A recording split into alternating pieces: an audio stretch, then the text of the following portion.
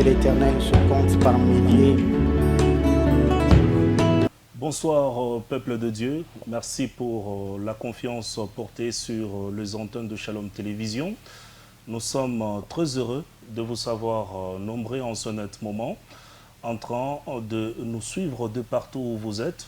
Vous êtes 2 milliers branchés en ce net moment et nous vous disons grandement merci. Et d'ailleurs, nous vous souhaitons toutes les bonnes choses et merci pour la confiance portée sur les antennes de Shalom Télévision. Vous êtes dans votre émission qui s'intitule La bonne nouvelle du royaume de Dieu. Et donc ce soir, nous allons partager avec vous la parole de Dieu et surtout que cette parole vient d'une église, c'est l'église Torrent d'amour de l'Éternel. Nous sommes situés sur l'avenue Montillave. Je vais d'abord commencer par l'adresse de l'église. Nous sommes situés sur l'adresse suivante, qui est l'avenue Montillave, numéro 17, au quartier 5, dans la commune de La Roachie, en diagonale de l'école primaire Matoléo, donc précisément dans la commune de La Roachie. C'est là que est située cette œuvre de Dieu. Et nous avons comme objectif donc ce soir de récupérer les âmes perdues et même d'édifier en donnant force à tous les chrétiens du monde entier par la voie de cette grande chaîne sur laquelle vous nous suivez en ce net moment, Shalom Télévision. Merci à vous tous une fois de plus. Et ce soir d'ailleurs, ça sera avec le visionnaire, ou soit le pasteur même de cette grande église. Ce sera avec lui que nous allons partager la bonne nouvelle ce soir. Il s'agit bien du révérend pasteur Joseph Polondo, un homme de Dieu. Il a passé un bon moment dans l'œuvre de Dieu et donc ça sera pour nous une opportunité mais aussi une bénédiction de l'entendre parler. Pasteur, bonsoir. Et bienvenue. Bonsoir et merci de nous recevoir sur votre plateau. Et donc nous saluons en même temps nos frères qui sont derrière. Bonsoir. Bonsoir. Effectivement, ça sera donc dans cette atmosphère chrétienne que nous allons devoir partager la bonne nouvelle ce soir. Pasteur, d'emblée d'abord, nous allons commencer d'abord par la vision. Qu'est-ce qui vous a poussé et comment vous vous êtes d'abord retrouvé, vu que c'est le premier numéro, le numéro 0, et donc de cette grande émission. On aimerait d'abord savoir, vous vous êtes retrouvé comment dans l'œuvre de Dieu? Nous avons reçu l'appel du Seigneur étant encore très jeune, je dirais encore un enfant. À cette époque, je pensais devenir un prêtre catholique. Parce que mes parents étaient catholiques et moi-même, je viens de l'église catholique. Et je suis toujours reconnaissant à cette église catholique de nous avoir formés, éduqués. Et pour ça, je leur dis grand merci. Quand je me suis retrouvé dans l'église pentecôtiste, après plusieurs années, à la recherche du Seigneur, quelqu'un m'a évangélisé, j'ai accepté le Seigneur et il m'a conduit à la cité évangélique Viens et Vois à l'époque. C'était encore M. Monod qui s'occupait de l'église. Et là, j'ai rencontré des bien-aimés tels que Martin Mouchebele, d'heureuse mémoire qui n'est plus, et avec qui j'ai été. Je crois que mes débuts dans l'église pentecôtiste, c'est avec lui, Martin Mouchebele, qui m'a vraiment communiqué la base de l'évangile à ses côtés. Et ainsi, j'ai évolué à la cité évangélique Viens et Vois, jusqu'au moment où le Seigneur va m'appeler à travailler comme pasteur à l'église Fleuve d'Eau Vive. À l'époque de M. Monod, je crois que cette église a démarré avec moi, l'église Fleuve d'Eau Vive. J'ai travaillé là de 1986 jusqu'aux années 2010. 2010, c'était là que nous nous sommes séparés avec les amis de la 30e communauté. Il y a eu ce qu'il y a eu, mais à l'heure d'aujourd'hui, on ne vit pas branché sur les choses négatives. Nous avons compris que l'ennemi nous a joué un grand coup. Nous nous sommes réconciliés avec les frères, nous nous sommes pardonnés mutuellement. Nous gardons de bonnes relations avec les amis de la 30e communauté pentecôtiste, parce que je ne peux pas renier cette communauté dans laquelle j'ai grandi, dans laquelle j'ai évolué.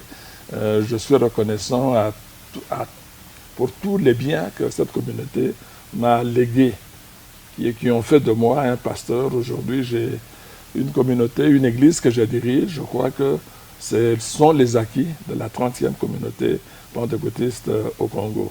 C'est pour cela que j'ai de bons souvenirs, je ne garde pas de souvenirs amers. Que ce soit avec le révérend, le représentant d'Étavie qui est là, nous nous accordons très bien.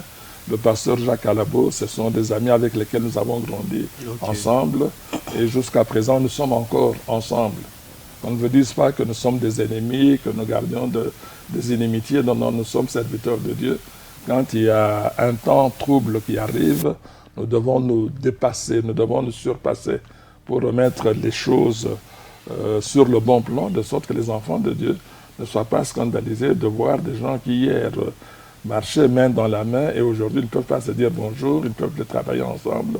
Non, non, nous avons dépassé ce niveau-là. Donc je suis en bon terme avec les amis de la 30e communauté et je suis heureux de l'annoncer parce que je sais que ce que je dis est vrai. Je ne l'invente pas, c'est quelque chose qui est vrai. Donc la 30e reste ma communauté, reste ma maison. Je serai toujours fier de cette communauté-là et je suis leur enfant. Quand ils me voient, c'est vraiment leur production. Alors maintenant, j'ai commencé une nouvelle église par la force des circonstances. J'ai commencé une nouvelle église qui s'appelle l'église Torrent d'amour de l'Éternel.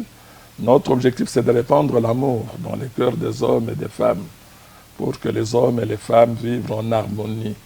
Il y a moyen de vivre ensemble parce que tous, nous venons d'une même source. Tous les hommes sur la terre. Notre ancêtre commun, c'est Adam et Ève. Ils sont nos premiers parents.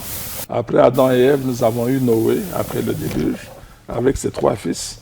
Ils sont les géniteurs de toutes les races qui sont sur la terre. Les blancs, les jaunes et les noirs. Ça a commencé après le déluge. Avant le déluge, il n'y avait qu'une seule race sur la terre.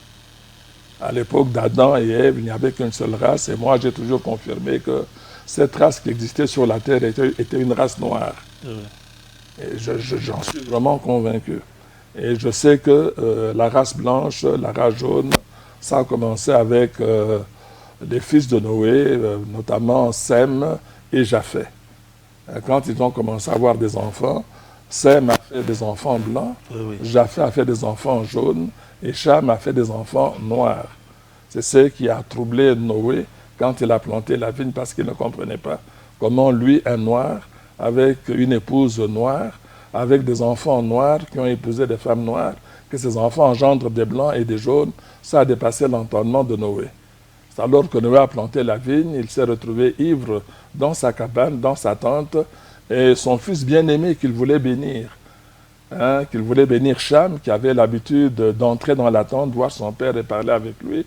Il est entré innocemment dans la tente et il a trouvé que son père était allé vraiment, vraiment à découvert. Il était là, nu, dans sa tente. Et qu'est-ce qu'il pouvait faire? Il est sorti de la tente et il en a parlé à ses frères, parce qu'il ne pouvait pas faire autrement.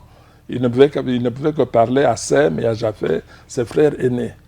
Et les frères aînés qui connaissaient aussi que leur père avait un peu un faible à l'égard de Cham, ils ont fait une action sans Cham. Ils ont pris un habit, ils sont rentrés à reculons, ils ont couvert la nudité de leur père. Et quand leur père s'est réveillé, qu'il a vu cet habit qui le couvrait, il a compris que cela venait de Sem et de Japheth. Et que cela n'engageait pas Cham, et que c'est Cham qui est entré, qu'il a vu nu et qui est allé l'annoncer à ses frères. C'était la colère de Noé. Au lieu de maudire même Cham, il a béni son fils cadet. Il a béni Canaan, Canaan qui était son petit-fils, qui n'était pas là, qui n'avait pas vu la nudité de son grand-père, mais comme il avait le désir, l'intention de léguer la bénédiction à Canaan pour être celui qui dirigerait tous ses frères, alors il a déversé la bénédiction sur Canaan. Et ça, c'est l'histoire qui nous concerne, nous tous, sur toute la face de la planète Terre. C'est pour cela que nous avons entrepris d'annoncer l'amour de Dieu à tous les frères, à toutes les sœurs, à tous les hommes, parce que nous n'avons que cette source-là qui nous concerne. Et aujourd'hui, nous savons que si nous avons plusieurs langues que nous parlons maintenant, c'est encore là le fait que l'homme a toujours, dans sa relation avec Dieu, un temps où il oublie ce que Dieu lui a demandé de faire. Or, quand Dieu vous demande une chose, Dieu se tient derrière sa parole pour l'exécuter. Mais nous, les hommes, nous oublions que Dieu se tient derrière sa parole pour l'exécuter. C'est ainsi que nos premiers parents, quand ils ont commencé à se multiplier sur la face de la terre, c'était les fils de Sem, les fils de Japheth, le fils de Cham. Quand ils ont commencé à se multiplier sur la terre, ils ont été influencés par la ruse de l'ennemi. Parce que l'ennemi voulait avoir les hommes sous sa coupe. Et il leur a dit, c'est pas normal que vous puissiez vous répandre sur toute la terre, comme Dieu vous le demande. Le mieux, c'est de construire une tour qui sera très élevée, de sorte que si vous allez au loin et que vous voyez cette tour-là, vous puissiez revenir à la même place. Ainsi, vous aurez toujours la joie de vivre ensemble. Cela semblait être un bon conseil qui était donné à nos parents de ce temps-là, et ils ont appliqué ce conseil, sans se rendre compte que ce conseil était contraire à la volonté de Dieu. Et ça, c'est la faiblesse de l'homme. Bien souvent, nous tombons dans ce piège de croire que tout ce que nous avons comme pensée, ce sont de bonnes pensées. Non, non, toutes nos pensées, nous devons les soumettre à la volonté de Dieu. Est-ce bien toi, Seigneur, qui veux que nous puissions faire cela? Mais cela ne nous arrive pas toujours. Des fois, nous croyons que notre pensée est bonne, que nous pouvons l'appliquer, et surtout si nous avons du succès dans ce que nous sommes en train de faire, là nous sommes perdus. Hein, c'était là que les hommes de cette époque-là étaient perdus. Ils ont commencé à construire une tour, et la tour, vraiment, elle est montée, elle a pris de l'auteur. Et Dieu est descendu pour voir qu'est-ce que les hommes étaient en train de faire et pourquoi ils le faisaient. Dieu ne change pas. Chaque fois que nous faisons quelque chose, Dieu vient toujours voir qu'est-ce que nous faisons et pourquoi nous le faisons. Nous le faisons aussi. Hein, et pourquoi nous le faisons. Et nous, les hommes, deux fois, nous ne pensons pas à Dieu, nous pensons seulement à nous-mêmes. Vous voyez. Et en pensant à nous-mêmes, nous tombons dans le piège de celui qui est plus rusé que nous. C'est lui qui est notre adversaire. C'est lui qui voudrait nous perdre, c'est lui qui nous dribble. Il peut venir comme un bon conseiller, mais en vérité, il n'est pas un bon conseiller. C'est un bon dribbleur qui vous déroute de la voie du Seigneur et vous allez vous retrouver perdu si vous ne soumettez pas vos projets, vos pensées, vos succès à Dieu pour voir si réellement ce succès vient de Dieu ou pas. Et quand Dieu est descendu, il a vu que ce que les hommes faisaient était contraire à sa demande, à sa volonté qu'il avait exprimée à l'homme. Dieu a confondu le langage des hommes. C'est ainsi que maintenant nous parlons plusieurs langues sur la terre. Et en parlant plusieurs langues, on ne peut plus construire la tour de Babel. Les travaux de construction se sont arrêtés et selon que les hommes s'accordaient, ils sont partis dans diverses directions pour accomplir la volonté de Dieu. C'est là la naissance des nations sur la terre. Avec la multiplicité des langues, les nations ont commencé sur la terre. Et quand les nations ont commencé, toutes ces nations étaient sous le contrôle de celui qui les avait dribblées. Et Dieu devrait recommencer. Ça aussi, c'est la force du Seigneur. Dans l'art de recommencer, le Seigneur est toujours très fort.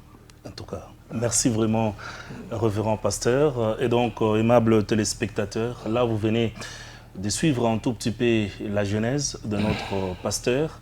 J'ai retenu deux choses. Premièrement, c'est l'origine de l'humanité avec Adam et Ève, mais aussi avec Noé. Et arrivé à un certain temps, à chaque fois d'ailleurs, même le philosophe, certains étudiants et autres se posent la question à chaque fois, l'origine de divers langages, ou soit plutôt les langues que nous employons aujourd'hui. Il y a ceux-là qui parlent Chiluba, il y a ceux-là qui parlent Swahili, il y a ceux-là qui parlent arabe, il y a ceux-là qui parlent français, mandarin et les autres. Et donc, papa vient de nous expliquer aujourd'hui. C'est là que moi, je me rappelle d'une chose avec l'histoire de la tour de Babel, où après cette grande confusion, à chaque fois que le menuisier avait besoin d'un clou, il demandait à celui qui était à côté de lui de lui amener les clous, mais son interlocuteur lui amenait la brique. Donc, c'était l'incommunicabilité totale qui s'était installée lors de la tentative de la tour de Babel et de la construction de la tour de Babel. Donc c'est là que est venue aujourd'hui la multiplicité de langues que nous avons dans le monde. Et donc nous comprenons déjà que c'était toujours l'œuvre de Dieu. Pasteur, et là maintenant nous allons entrer dans le thème d'aujourd'hui. Aujourd'hui, on a réservé, vous allez nous parler, nous édifier, nous donner des éclaircissements et même de plus amples précisions concernant le service chrétien dans la maison de Dieu. En quelque sorte, les conditions de travail dans la maison de Dieu. Nous allons tourner autour de ce thème et nous voulons avoir de plus amples précisions. D'abord, c'est quoi la motivation d'avoir arrêté ce thème? Ce thème, c'est parce que cette lancée, bien souvent, les gens disent que le Seigneur est à la porte. Le Seigneur Jésus, le Fils de Dieu, qui est venu sur la terre, qui nous a montré la voie que nous devons suivre et qui est monté vers son Père alors que les apôtres et les disciples qui étaient là étaient en train de le regarder, jusqu'à ce qu'un ange leur ait dit, vous, hommes galiléens, arrêtez de regarder, c'est Jésus qui est parti, il reviendra de la même manière. Et nous pensons que le temps de l'enlèvement de l'Église est à la porte. Et comme le temps de l'enlèvement de l'Église est à la porte, on ne peut pas travailler dans l'Église du Seigneur n'importe comment. Le travail a les normes du travail qui doivent être respectées, entendues dans toutes les églises parce que le Seigneur est à la porte. Nous ne voudrions pas qu'un enfant de Dieu rate cette occasion-là à l'heure où la trompette va sonner, que les uns restent et que les autres partent. C'est ce qui va malheureusement arriver. Nécessairement. Nécessairement. Il y aura ceux qui vont rester, ceux qui sont distraits, ceux qui n'entendent pas la voix du Seigneur, mais nous devons crier plus fort pour que nous sachions qu'on ne travaille pas n'importe comment dans la maison de Dieu. Oui, oui. La maison de Dieu restera toujours une maison d'ordre et de paix. C'est ce que Dieu est. Et pour qu'il y ait l'ordre et la paix, nous devons suivre les normes du Seigneur lui-même dans le travail que nous sommes en train de faire dans la maison de Dieu. Le travail dans la maison de Dieu est fait par les disciples du Seigneur Jésus. Si un homme n'a pas la qualité de disciple du Seigneur Jésus, il est impossible que cette personne, qu'elle soit de sexe féminin ou de sexe masculin, serve le Seigneur parce qu'elle n'a pas ce qu'il faut pour servir le Seigneur. Donc le fondement, c'est être disciple du Seigneur. Amen. Mais on ne devient pas disciple du Seigneur au hasard. Parce que nous venons de quelque part. Nous sortons d'un monde où le péché domine, où les hommes se livrent à n'importe quoi par ignorance. Ils sont manipulés par des forces ténébreuses qu'ils ne connaissent pas. Et l'homme vit n'importe comment. Et quand l'homme doit sortir de ce désordre-là que l'ennemi impose à tous les hommes sur la terre, cet homme doit passer d'abord par le repentir. Le repentir, c'est refuser la condition, sa condition première, reconnaître que Jésus-Christ est le Fils de Dieu et recevoir ce Jésus dans sa vie, l'inviter, il faut l'inviter. Oui, oui. Seigneur, je te reçois, viens dans mon cœur, viens dans ma vie, je veux marcher avec toi, je t'accepte comme mon Sauveur et comme mon Seigneur. Et il faudrait que l'on parle, qu'il formule quelque chose avec sa propre voix, invitant le Seigneur, exactement comme Zachée l'avait fait. Le jour où le Seigneur traversait la ville, je crois que c'était du côté de Jéricho, Zachée est monté sur un arbre. C'était un homme riche, ce n'était pas n'importe qui Zachée. C'était un homme riche, un homme qui avait des moyens. Et comme Jésus passait par la ville, il s'est dit, mais j'ai entendu parler de cet homme, je veux le voir. Mais quand il s'est approché pour le voir, il y avait un obstacle devant de lui. Il était de petite taille. Oui, oui. Il s'est dit, bon, comme je ne sais pas le voir à cause de la foule, je vais faire quelque chose. Zachée a fait un effort. Il a oublié qu'il est un homme riche, qu'il a des grandes maisons, qu'il a des grandes obligations, et il s'est efforcé de monter sur un sycomore. Amen. Ça, c'est terrible. Un homme riche qui monte sur un arbre, ce n'est pas un hasard. Pour voir Jésus. Pour voir Jésus. Ce n'est pas un hasard. C'est que l'homme qu'il voulait voir était un homme d'une certaine valeur, d'une certaine importance, qu'il fallait absolument que Zachée voie cet homme-là. Alors il est monté Et il n'est pas monté n'importe comment sur cet arbre. Il voyait comment Jésus avançait. Il s'est dit, si je monte sur tel arbre, il pourra passer dans cette direction. Et alors moi, Zachée, j'aurai l'occasion de le voir. Ok. Et il s'est bien positionné sur son arbre et il a commencé à regarder Jésus qui s'avançait. Et quand Jésus est arrivé au niveau où Zachée était monté sur l'arbre, Jésus s'est arrêté. Il a levé les yeux vers Zachée et il a dit, Zachée, à toi de descendre, car il faut qu'aujourd'hui, j'entre dans ta maison. Jésus voulait entrer dans la vie de Zachée. Et Zachée est descendu. Et quand Zachée est descendu, il est écrit, il se hâta de le recevoir. Donc il faut vraiment se hâter de recevoir le Seigneur Jésus. Il ne faudrait pas toujours remettre les choses demain, le lendemain, non, non. Quand vous entendez la parole de Dieu, hâtez-vous, recevez le Seigneur, c'est dans votre intérêt.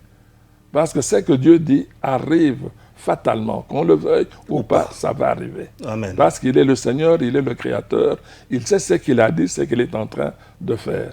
Zachée a reçu le Seigneur avec ses propres mots. Il se hâta de le recevoir, il a cru dans le Seigneur. Et ce jour-là, le Seigneur est resté dans la maison de Zachée. Les gens ont dit, mais comment peut-il aller loger chez un malfaiteur? Le Seigneur a dit, bon, il est venu non pas pour les bonnes gens, il est venu pour les mauvaises gens. Donc, tout le monde comprenne que, quelle que soit sa condition, quels que soient les actes commis hier, quand vous venez, le Seigneur va vous recevoir. Amen. Donc, ça, c'est la première condition, c'est venir au Seigneur. Et quand vous venez au Seigneur, la Bible dit que vous êtes nés de nouveau, la nouvelle naissance. Donc, ça, on ne peut pas se passer de la nouvelle naissance. Aujourd'hui, vous trouverez les gens dans l'Église qui n'ont jamais invité le Seigneur dans leur vie, qui ne sont pas nés de nouveau. Mais ils sont dans l'Église. Ils sont dans l'Église. Or, pour être dans l'Église, c'est bien de venir entendre la parole de Dieu. Entendre la parole de Dieu, connaître la parole de Dieu, même partager la parole de Dieu. Cela n'est pas un problème. Parce que quand vous lisez la Bible, vous pouvez aussi communiquer ce que vous avez lu dans la Bible. Si vous avez l'art oratoire, vous pouvez facilement parler à plusieurs personnes qui vont vous écouter. Mais vous n'êtes pas sauvé pour autant. Pour être sauvé, vous devez individuellement, à tout prix, recevoir le Seigneur Jésus, l'inviter dans votre vie et être né de nouveau. Et on est né de nouveau par la puissance du Saint-Esprit. Ça, c'est l'œuvre de l'Esprit de Dieu qu'un homme ne peut pas faire, même si le Seigneur passe par un homme, c'est le Saint-Esprit qui accomplit cela. Et quand un homme est né de nouveau, il est né de Dieu. Il reçoit le pouvoir alors, il a le pouvoir de devenir un enfant de Dieu. C'est un pouvoir, donc une force qu'il a reçue pour demeurer dans la présence du Seigneur. Donc ce premier pas est absolument indispensable. On ne peut pas devenir pasteur, évangéliste, interprète, chantre. Il y a plusieurs choses à faire dans la maison de Dieu si la nouvelle naissance n'est pas là. Il y a des gens qui chantent agréablement dans le monde. Ils ne sont pas sauvés pour autant. Il y a des bons parleurs dans le monde. Il y a des gens très intelligents. Nous avons des savants qui écrivent des livres qui nous édifient. Vous lisez, vous trouvez que cet homme est intelligent, ce qu'il a dit là est vrai. Mais la personne n'est pas sauvée. Pour être sauvé, il faut recevoir le Fils de Dieu. Il n'y a de salut qu'en lui. Il n'y a pas un autre nom sur la terre, en dehors du nom de Jésus, qui a été donné aux hommes pour qu'ils soient sauvés. Si quelqu'un se détourne de cette voie-là, ben, il est malheureux parce qu'il n'a pas reçu, il n'a pas accepté la voie que le Seigneur a donnée à tout homme. Ça, c'est la voie donnée à tout homme. Blanc, noir, jaune, riche, pauvre, c'est l'unique voie, il n'y a pas de trois voies. C'est l'unique voie du salut, c'est recevoir le Seigneur Jésus. Et là, ce n'est pas un problème de religion, je suis musulman, je suis catholique, je suis... Non, non, c'est la voie pour tout homme qui veut entrer en communion avec Dieu. Jésus est la seule réponse que Dieu ait donnée aux hommes. Amen. Donc ça, c'est le premier pas. Oui. Sans ce premier pas-là, impossible de devenir disciple du Seigneur Jésus parce que vous n'êtes pas né de nouveau. Donc celui qui est né de nouveau, il est né de Dieu. Quand tu es né de Dieu, Dieu devient ton Père. Alors tu peux commencer à connaître qui est ce Dieu-là. Tant que tu n'es pas né de nouveau, tu ne pourras pas le connaître. Même si tu viens à l'église, tu peux admirer la beauté d'un bâtiment qui est bien, parce que maintenant, les bâtiments des églises sont très beaux. Les gens construisent très bien maintenant. Et nous bénissons tous ceux qui construisent les beaux bâtiments. Nous ne sommes pas contre cela, nous sommes pour cela. Mais ce n'est pas cela l'objectif. Voilà. C'est un cadre pour que les enfants de Dieu entendent la parole de Dieu. Et en dehors de nos églises, on construit maintenant de très belles maisons, de très beaux bâtiments. C'est plein sur la face de la terre, mais que cela ne nous séduise pas. L'essentiel que nous recherchons, c'est d'être né de nouveau, de devenir un enfant de Dieu, de commencer à développer mon identité chrétienne. Parce que tant que je ne suis pas né de nouveau, je ne pourrai pas développer mon identité chrétienne. Cela ne me concerne pas. Cela ne me concerne pas. Quelle que soit l'excellence de mes efforts, cela est en vain. C'est de la vanité devant le Seigneur. Donc ça, c'est le premier fondement que nous voulons que maintenant, que l'Église, que ceux qui sont dans l'Église examinent si réellement ils sont véritablement nés de nouveau, ou s'ils ont suivi la beauté des bâtiments des églises, ou s'ils ont suivi des pasteurs, parce que les pasteurs sont devenus aussi populaires aujourd'hui. Quand on entend parler de tels pasteurs, les gens disent « Ah, je vais aller l'écouter ». C'est très bien, c'est une bonne chose. Nous encourageons cela. Mais nous voulons qu'au-delà de cela, la personne qui a suivi le pasteur rencontre le Seigneur Jésus, parce que le pasteur n'est pas le but. Il n'est qu'un poteau indicateur. Voilà. Et il doit indiquer le Seigneur Jésus. Il ne faudrait pas que la personne vienne, elle arrive au niveau du pasteur, c'est fini, non. Il se limite par là. Il se limite par là. Ce pasteur-là, il est intelligent. Ce pasteur-là, il est puissant. Ce pasteur-là... Non, non, ce n'est pas lui l'objectif. Le pasteur passera, toi aussi tu passeras. Amen. Il faut aller vers celui qui ne passe pas. Il faut aller vers Jésus de Nazareth. Et nous voudrions que maintenant, dans les églises, on fasse attention. Et nous, les pasteurs, et les apôtres, et les prophètes, et les évangélistes, tous les serviteurs de Dieu doivent canaliser les gens vers l'acceptation du Seigneur Jésus, parce que le Seigneur est à la porte. Amen. Que les gens ne passent pas beaucoup de temps dans l'église sans avoir reçu la nouvelle naissance. Donc là, nous insistons vraiment. Nous voudrions que le message soit entendu, que les enfants de Dieu examinent ce premier fondement de leur vie, de leur relation, naître de nouveau, naître par la puissance du Saint-Esprit, exactement comme le Seigneur Jésus lui-même. C'est par la vertu du Saint-Esprit que Marie a conçu. Voilà. Merci. Auditeurs, téléspectateurs, téléspectatrices, là, c'est le premier point déjà abordé dans cette émission, naître de nouveau dans l'Église. Et donc, c'est un message d'une manière générale lancé à tout le peuple de Dieu, et non pas seulement à vous qui nous suivez en tant que membres d'une Église quelconque, mais aussi aux pasteurs.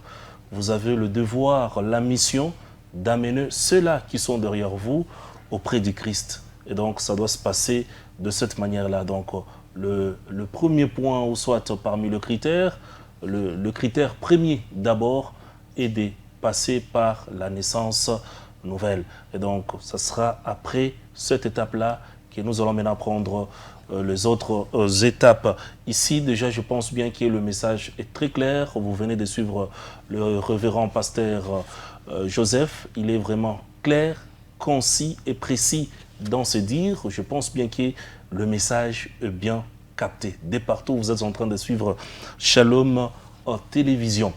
Pasteur, nous allons passer maintenant au deuxième point, après la naissance. Quel est le point suivant? Oui, le point suivant, c'est le discipulat.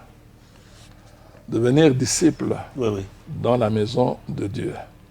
C'est très, très, très important parce que si vous n'êtes pas disciple, vous êtes exclu du sacerdoce. Vous ne servirez jamais le Seigneur. Quand un homme est né de nouveau, l'Église doit l'encadrer. Ça, c'est la mission donnée à l'Église du Seigneur Jésus. Dans l'Église, il y a tous les serviteurs. Il y a diverses catégories de serviteurs dans l'Église.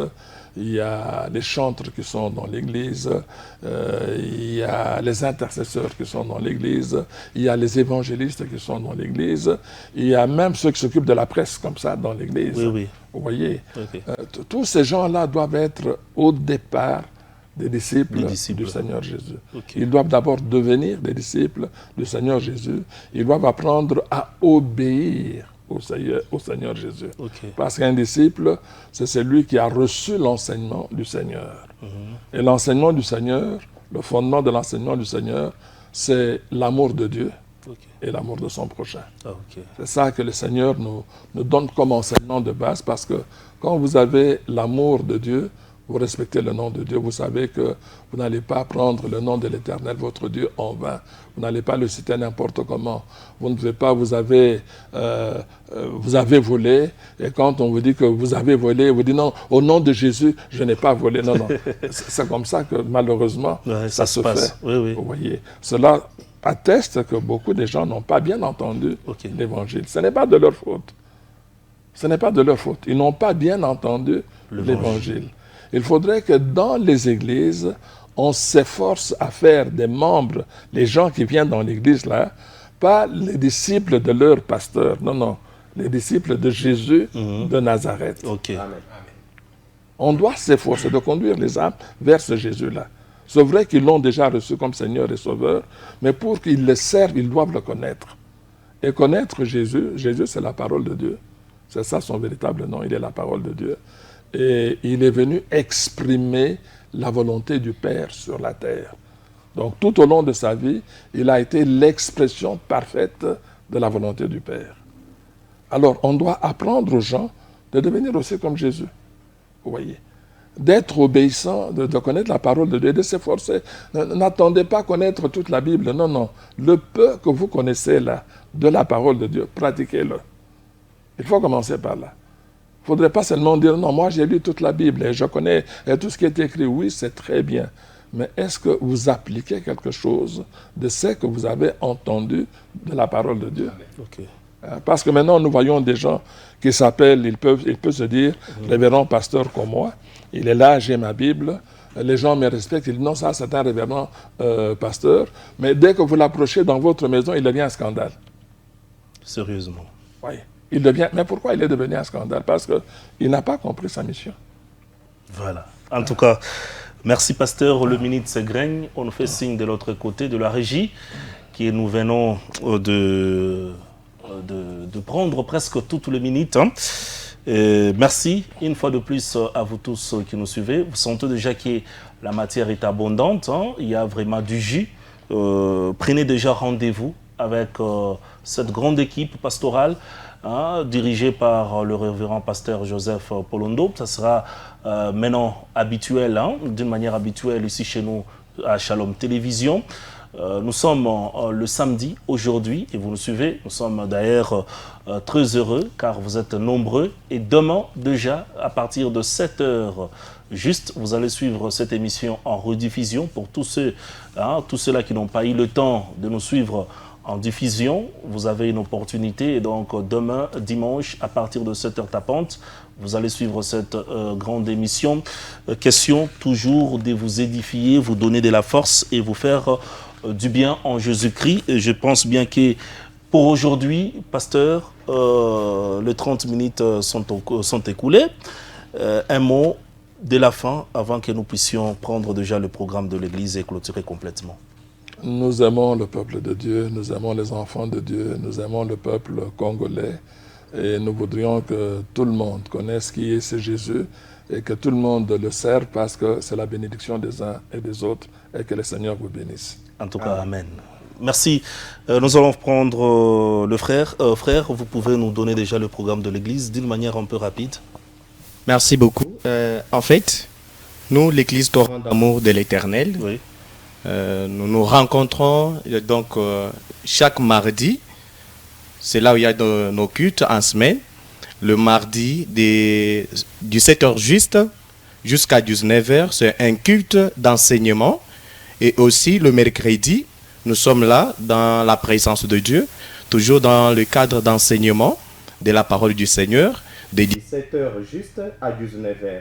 Et hors cela, nous avons aussi le culte le vendredi, qui est dénommé Vendredi Miracle. C'est le jour de jeûne et prière que nous observons pour le peuple de Dieu de Torrent d'amour de l'Éternel, étayé en cycle. Donc, de 16h30 à 19h, nous sommes dans la présence de Dieu. Et pour le dimanche, jour de la bonne nouvelle, nous avons 2 cultes.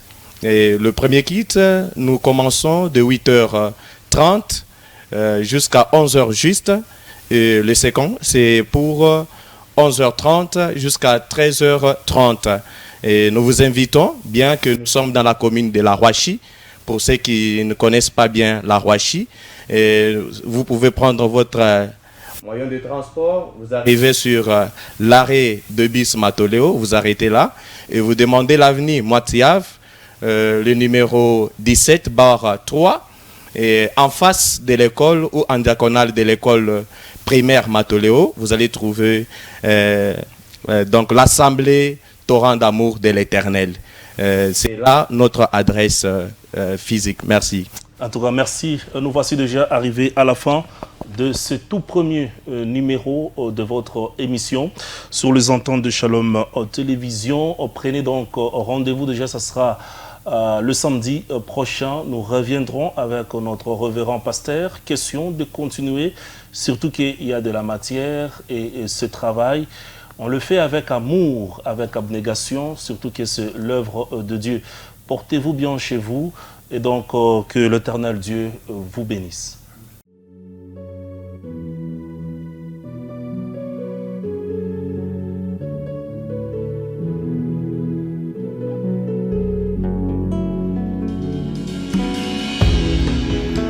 Les chars de l'Éternel se comptent par milliers